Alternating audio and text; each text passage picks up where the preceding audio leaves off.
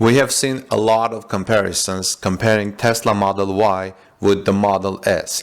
But I have also seen a very interesting story discussing why Tesla Model Y is not for everyone and why this author prefers Tesla Model 3 over Tesla Model Y.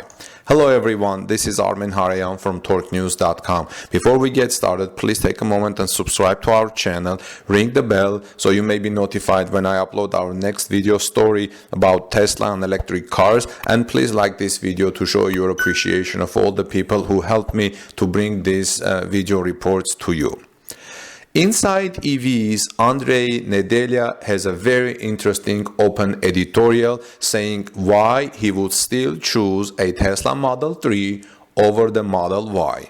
He says Model Y may be bigger and more practical, but Tesla Model Y is not for everyone. Let's find out why. He writes, "Before starting this opinion piece about why I would still choose a Tesla Model 3 over a Model Y, even though the latter is touted as being better in many ways, I must mention that higher riding vehicles aren't for me. While I do respect their extra capability in traversing rough terrain and extra interior roominess, I cannot say I would ever felt like I wanted one, not even when it came to six-figure SUVs that oozed luxury and opulence out of every panel gap. For me, how a car feels out on the road is really important.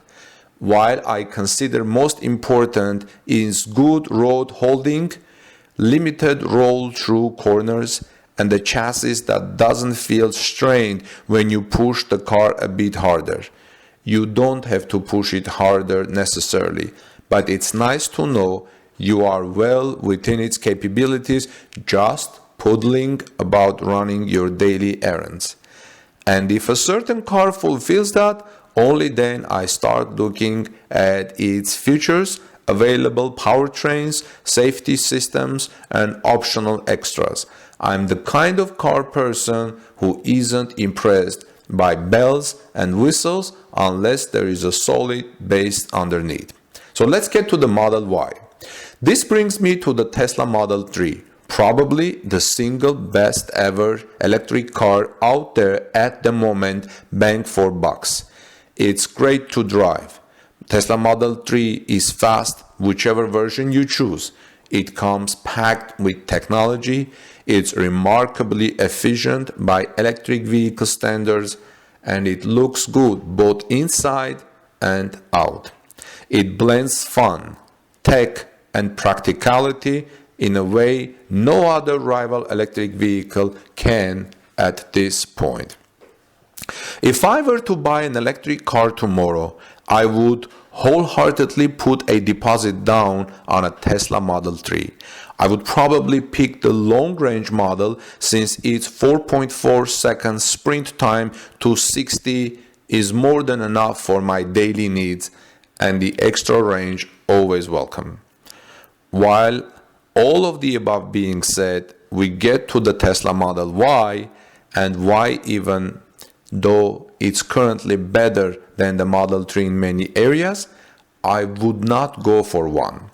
First, while I think the Model 3 is a handsome and understated looking thing, the Model Y looks like the same car, only one that's been stung by a bee and it's going through anaphylactic shock.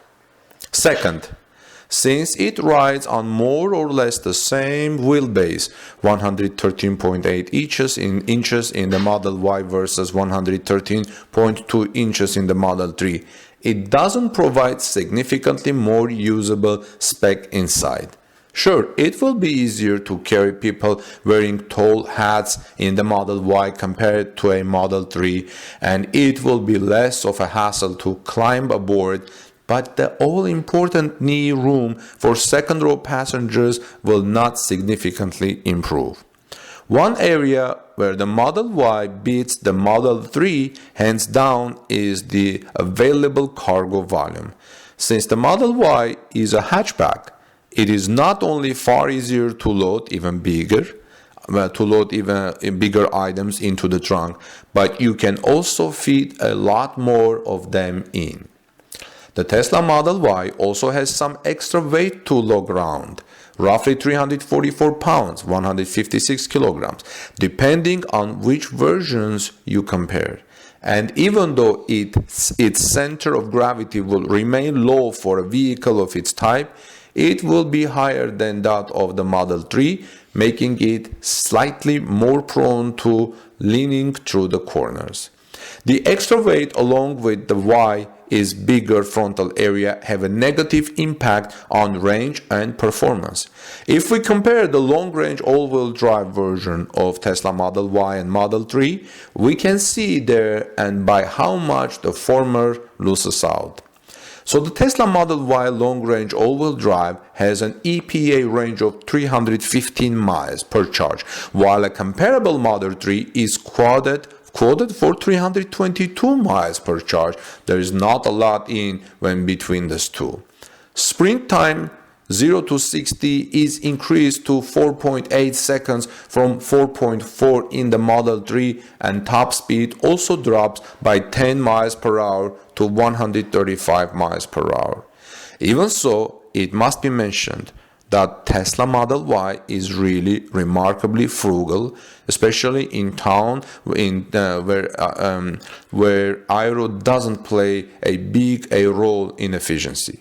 According to EPA website, the Model Y performance all-wheel drive achieves 129 miles per gallon electric MPGe in the city, while the Model 3 performance all-wheel drive only masters 124 MPGe. The Model 3 is better on the highway, 116 versus 112 mpge, but they are both rated at 121 mpge combined, and they both use the very same 28 kilowatt hours per 100 miles.